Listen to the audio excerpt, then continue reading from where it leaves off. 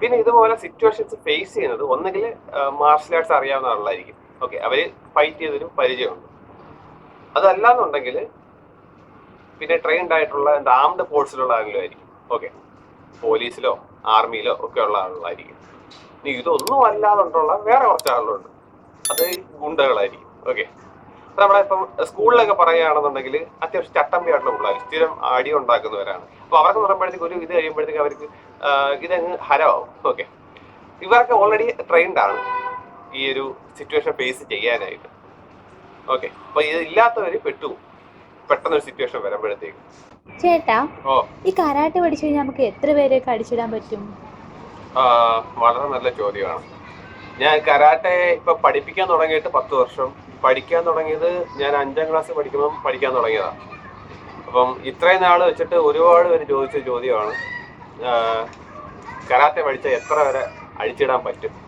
Okay, അല്ലെങ്കിൽ എനിക്ക് എത്ര വരെ അഴിച്ചിടാൻ പറ്റും, എത്ര പേര് വന്നു കഴിഞ്ഞാൽ നമുക്ക് പിടിച്ചിരിക്കാൻ പറ്റും, അങ്ങനെയുള്ള കുറെ ചോദ്യങ്ങളുണ്ട്. ഓക്കെ, അത് ചിലവര് കളിയാക്കി ചോദിക്കും, പക്ഷെ ചിലവര് എന്താ പറയാ സീരിയസ് ആയിട്ട് അത് അറിയാനുള്ള ആകാംക്ഷ കൊണ്ട് ചോദിക്കാറുണ്ട്. ഓക്കെ, പിന്നെ വേറെ ചോദ്യങ്ങളാണ്, ഒരാള് തോക്കുമായിട്ട് വന്നാൽ കരാത്തെ കൊണ്ട് എന്തെങ്കിലും കാര്യമുണ്ടോ? പിന്നെ വേറെയാണ്, കളരിയാണോ കരാത്തയാണോ നല്ലത്, ഏതാണ് നല്ലത്? ഓക്കെ, നമുക്ക് ഓരോന്നോരോന്നായിട്ട് നോക്കാം. ഒന്ന്, കരാത്തെ പഠിച്ചാൽ എത്ര വരെ അടിച്ചിടാൻ പറ്റും? അത് നമുക്കൊരു ഒറ്റ ഫാക്ടർ കൊണ്ട് പറയാൻ പറ്റത്തില്ല. ഒരു ഒറ്റ കാര്യം മാത്രം കൊണ്ട് നമുക്ക് എത്ര വരെ അടിച്ചിടാൻ പറ്റും എന്നുള്ള കാര്യം നമുക്കത് പറയാൻ പറ്റുന്ന ഒന്നല്ല. ബ്രൂസ്ലി പറഞ്ഞിട്ടുണ്ട്, എനിക്ക് 1000 കിക്ക് പഠിച്ചവരെ പേടിയില്ല, പക്ഷേ ഒരു കിക്ക് 1000 തവണ പ്രാക്ടീസ് ചെയ്തവനെ എനിക്ക് പേടിക്കും. കാരണം പ്രാക്ടീസാണ് അവിടെ പ്രധാനം. ഇപ്പൊ ഏത് പഠിച്ചാലും, കരാത്തയോ കളരിയോ ജൂഡോയോ എന്ത് മാർഷൽ ആർട്സ് ആണെങ്കിലും പ്രാക്ടീസ് വേണം. ഓക്കെ, അല്ലാണ്ട് ഞാൻ പഠിച്ചിട്ടുണ്ട്, ഞാൻ ബ്ലാക്ക് ബെൽറ്റ് ആണ് എന്ന് പറഞ്ഞിട്ട് കാര്യമില്ല. നിത്യേന പ്രാക്ടീസ് ഉണ്ട്, അല്ലെന്നുണ്ടെങ്കിൽ റെഗുലറായിട്ട് പ്രാക്ടീസ് ഉണ്ടെങ്കിൽ മാത്രമേ നമുക്ക് അതുകൊണ്ട് പ്രയോജനമുള്ളൂ. ഇനി കരാത്തെ പഠിച്ചു കഴിഞ്ഞാൽ ഈ പറഞ്ഞതുപോലെ നമുക്കൊരു റിയൽ ലൈഫ് സിറ്റുവേഷൻ വരികയാണ്. ലൈക്ക് എന്താ പറയുക, ഒരു സ്ട്രീറ്റ് ഫൈറ്റ് ചെയ്യേണ്ടുന്ന അവസ്ഥ വരികയാണ്. സ്ട്രീറ്റ് ഫൈറ്റ് മീൻസ് നമ്മൾ ചാമ്പ്യൻഷിപ്പിനോ അല്ലെന്നുണ്ടെങ്കിൽ ജസ്റ്റ് ഡോജോ, അതായത് ക്ലാസ്സുകളിൽ നടക്കുന്ന ഫൈറ്റ് അല്ല, അതല്ലാതുണ്ട് പുറമെ നിന്നുള്ള അടി. ഓക്കെ, അതിപ്പം സ്ട്രീറ്റ് എന്ന് ഉദ്ദേശിക്കുന്നത് തെരുവിൽ, അതായത് നമുക്ക് പുറത്തുനിന്ന് കിട്ടുന്ന ഒരു അടിയായിരിക്കാം, അല്ലാന്നുണ്ടെങ്കിൽ ഇപ്പോൾ സ്കൂളോ കോളേജോ എന്തോ ആയിക്കോളട്ടെ. അപ്പൊ അതിനെ നേരിടണമെന്നുണ്ടെങ്കിൽ നിങ്ങൾ പ്രാക്ടീസ് വേണം.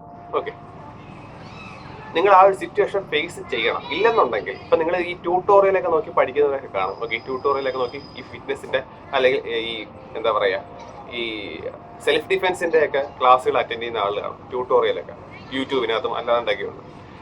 അപ്പൊ അതൊക്കെ കാണുമ്പോൾ നമുക്ക് തോന്നും നമുക്കിത് അപ്ലൈ ചെയ്യാൻ പറ്റും, റിയൽ ലൈഫിൽ അങ്ങനെ ഒരു സിറ്റുവേഷൻ വന്നാൽ നമുക്ക് അപ്ലൈ ചെയ്യാൻ പറ്റുമെന്ന് നമുക്ക് തോന്നും. ചുമ്മാതാ, പറ്റത്തില്ല. ഓക്കെ, അത് റിയൽ ലൈഫിലെ സിറ്റുവേഷൻ വരുമ്പോഴേ നമുക്ക് മനസ്സിലാവത്തുള്ളൂ നമ്മൾ പഠിച്ചതൊന്നും നമുക്ക് അപ്ലൈ ചെയ്യാൻ പറ്റുന്നില്ലല്ലോ. അതിനുള്ള റീസൺ മറ്റൊന്നുമല്ല, ഈ ഒരു നമുക്ക് പ്രാക്ടീസ് ഇല്ല. ഓക്കെ, നമ്മൾ ആ ഒരു സിറ്റുവേഷനുമായിട്ട് നമ്മൾ ഫേസ് ചെയ്യാൻ ഒരു അവസ്ഥ വന്നിട്ടില്ല, അതാണ് സത്യം. ഓക്കെ, അതുകൊണ്ട് തന്നെ പെട്ടെന്ന് അങ്ങനെ ഒരു സിറ്റുവേഷൻ വരികയാണെന്നുണ്ടെങ്കിൽ നമ്മൾ പാനിക് ആയി പോകും. ഓക്കെ, അപ്പൊ നമ്മുടെ അഡ്രിനാലിൻ റേസ് ആവും. പക്ഷെ ഈ അഡ്രിനാലിൻ റേസ് ആവുന്നത് മൂലം രണ്ടുമുണ്ട്, ഗുണമുണ്ട് ദോഷവും ഉണ്ട്. ഗുണം എന്താണെന്ന് വെച്ചാൽ പെട്ടെന്ന് നമുക്ക് എന്താ പറയാ റിയാക്ട് ചെയ്യാൻ പറ്റും. പക്ഷേ പ്രശ്നം എന്താണെന്ന് വെച്ചാൽ ഒരു അടിയൊക്കെ ഉണ്ടാവുമ്പോൾ ഇത് ഓൾറെഡി ഫേസ് ചെയ്യാത്ത ആളാണ് എന്നുണ്ടെങ്കിൽ അവിടെ മസിൽസ് ഒക്കെ ഒന്നുകൂടെ സ്റ്റിഫ് ആവാൻ സാധ്യതയുണ്ട്. അവർ ഉദ്ദേശിക്കുന്ന രീതിയിൽ പഞ്ച് ചെയ്യാനോ അല്ലെങ്കിൽ കിക്ക് ചെയ്യാനോ ഒന്നും പറ്റത്തില്ല, അതാണ് സത്യം. ഓക്കെ, അപ്പൊ ഇത് എങ്ങനെ മാറ്റാന്ന് വെച്ചാൽ ഈ മാർഷൽ ആർട്സ് ഒക്കെ പഠിക്കുന്നത് വഴി പഠിച്ചാൽ മാത്രം പോരാ, ചാമ്പ്യൻഷിപ്പിലേക്ക് ഇറങ്ങണം. ഈ ചാമ്പ്യൻഷിപ്പിൽ ഇറങ്ങണമെന്ന് പറയുന്നത് മറ്റൊന്നുമല്ല, ഈ സമയത്ത് നമ്മൾ വേറൊരു ഒപ്പണന്റ്, അത്ര നാൾ കാണാത്തൊരു ഒപ്പണന്റിനുമായിട്ടാണ് നമ്മൾ ഫേസ് ചെയ്തത്. ഓക്കെ, അത് മാത്രമല്ല വലിയൊരു ക്രൗഡാണ് നമ്മളെ വാച്ച് ചെയ്യുന്നത്. ഇതൊക്കെ നമ്മുടെ മനസ്സിലൊരു ഇതുണ്ട്. ഓക്കെ, നമ്മുടെ അഭിമാനത്തിന്റെ പ്രശ്നമുണ്ട്, അല്ലാണ്ട് ശരീരം നോവുക എന്നുള്ള ഇഷ്യൂ ഉണ്ട്, മറ്റേയാൾക്ക് ശരീരം വേദനിക്കുമോ നമ്മുടെ ശരീരം വേദനിക്കുമോ, ഇതെല്ലാം ഒരു ബോധമുണ്ട്. ഓക്കെ, അപ്പൊ അതുകൊണ്ട് തന്നെ എന്താ പറയുക, ഇങ്ങനെ ചാമ്പ്യൻഷിപ്പിനൊക്കെ തോന്നെ ഇറങ്ങി വരുമ്പോൾ നമ്മുടെ ഒരു സ്റ്റേജ് എത്തുമ്പോൾ നമ്മളുടെ പേടി കംപ്ലീറ്റ് ആയിട്ട് അങ്ങ് മാറും. പിന്നെ ആര് വന്നാലും കുഴപ്പമില്ല. പിന്നെ അതാണ് അടുത്തൊരു ഇതാണ്, നല്ല സൈസ് ഉള്ള ആൾ അല്ലെങ്കിൽ ഹൈറ്റ് ഉള്ള ആൾ വന്നാൽ കാര്യമുണ്ടോ? സൈസിനും വെയിറ്റിനും ഒക്കെ ഒരു ഫാക്ടർ ആണെന്ന് മാത്രമേ ഉള്ളൂ, പൂർണ്ണമായിട്ടും അല്ല. ഓക്കെ, അതാണ് മറ്റൊരു സത്യം. ഈ വെയിറ്റ് ഒക്കെ കൂടുമ്പോൾ ഈ ഹെവി വെയിറ്റ് ഒക്കെ പറയുന്ന കണക്ക് അവർക്ക് വരുമ്പോഴത്തേക്ക് നല്ല പവറിന് പഞ്ച് ത്രോ ചെയ്യാനൊക്കെ പറ്റും, അത് മറ്റൊരു കാര്യം. അപ്പം അതേപോലെ ഈ ലൈറ്റ് വെയിറ്റ് ആൾക്ക് അത് പിടിച്ചു നിൽക്കാൻ കുറച്ച് പാടായിരിക്കും, മറ്റേ ആൾക്ക് റെസിസ്റ്റൻസ് കൂടുതലായിരിക്കും. അത് ഫിസിക്സ് വെച്ചിട്ട് പറയുന്നതാണ്. ഓക്കെ, മനസ്സിലായില്ലേ? അതായത് പക്ഷെ മാസ് കൂടുമ്പോൾ അതിനനുസരിച്ച് എനർജിയും കൂടെ വേണമെങ്കിൽ മാത്രമേ ആ ഉദ്ദേശിക്കുന്ന ഫോഴ്സ് അപ്ലൈ ചെയ്യാൻ പറ്റത്തുള്ളൂ. അത് മറ്റേ റെസിസ്റ്റൻസ് കൂടുതലായിരിക്കും. ഓക്കെ, അത് നല്ല വെയിറ്റ് ഉള്ള ഒരാൾക്ക് അത്ര രീതിയിൽ അത് എനർജി ഉണ്ടെങ്കിൽ മാത്രമേ ഉദ്ദേശിക്കുന്ന രീതിയിൽ പഞ്ചൊക്കെ ചെയ്യാനും പറ്റത്തുള്ളൂ. അത് മറ്റൊരു കാര്യം. പക്ഷെ ഈ ലൈറ്റ് വെയിറ്റ് ഉള്ള ആൾക്ക് പെട്ടെന്ന് പഞ്ച് ത്രോ ചെയ്യാനും കിക്ക് ത്രോ ചെയ്യാനൊക്കെ പറ്റും. ഓക്കെ, അപ്പൊ അങ്ങനെയുള്ള ആൾക്ക് എന്താ പറയാ, ടെക്നിക്കാണ് മുഖ്യം. ടെക്നിക്ക് വെച്ചിട്ട് മാക്സിമം പിടിച്ചിരിക്കാൻ പറ്റും.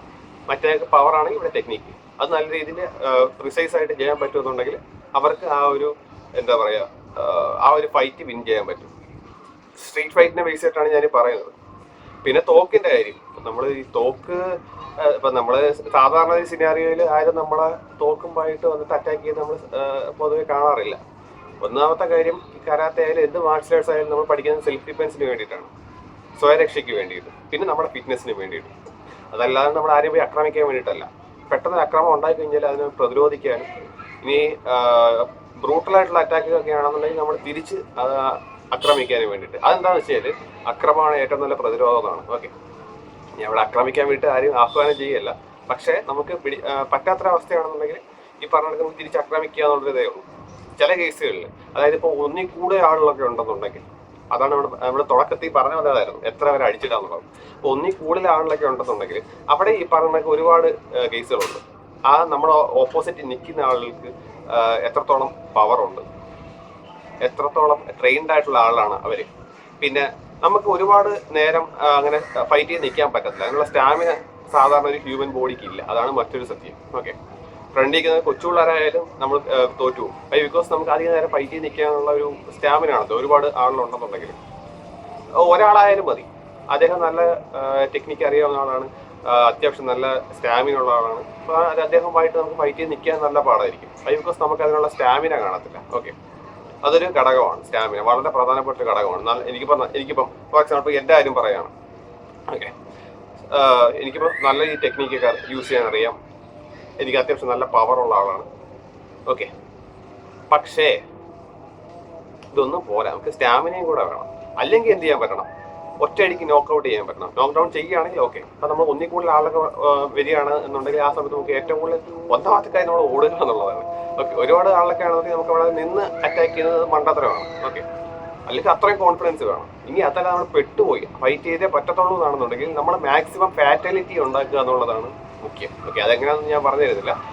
ഓക്കെ, അതായത് മിനിമം ടൈമിൽ മാക്സിമം ആളുകളെ അറ്റാക്ക് ചെയ്ത് നോക്ക് ഡൗൺ ചെയ്യുക എന്നുള്ളതാണ് ആ സമയത്ത് നമ്മുടെ മുന്നിലുള്ള ഒരു മാർഗം എന്നുള്ളത് അതാണ്.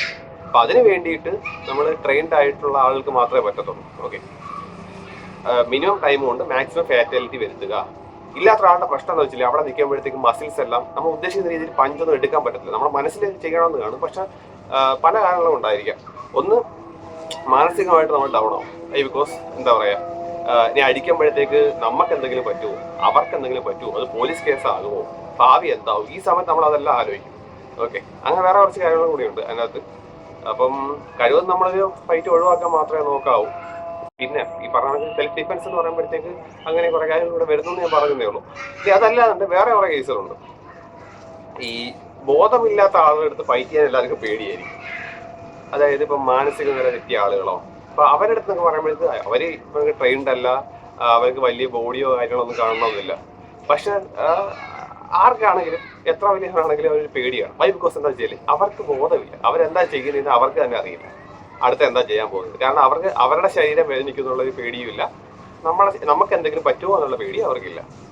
അപ്പൊ അതുകൊണ്ട് അവര് പല്ലും നഖവും വെച്ച് ആക്രമിക്കും. ഓക്കെ, അവർക്ക് കണ്ണും മൂക്കും ഇല്ലാണ്ട് ചെയ്യുന്നതാണ് പറഞ്ഞ അവർക്ക് മുൻപിൻ നോക്കാണ്ട് അവർ എന്താ ചെയ്ത് കളയും. അപ്പൊ അതൊരു പ്രശ്നമാണ്.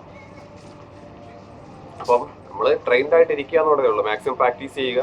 പിന്നെ ഈ പറയുന്നത് പോലെ ഈ മാർഷൽ ആർട്സ് പഠിച്ചവരെന്നൊക്കെ പറയുമ്പോൾ പാവങ്ങൾ തന്നെയാണ്. പിന്നെ അങ്ങോട്ട് പോയി ചൊറഞ്ഞ് പണി മേടിക്കാതിരിക്കുക എന്നുള്ളത് മാത്രമേ ഉള്ളൂ. Okay, by.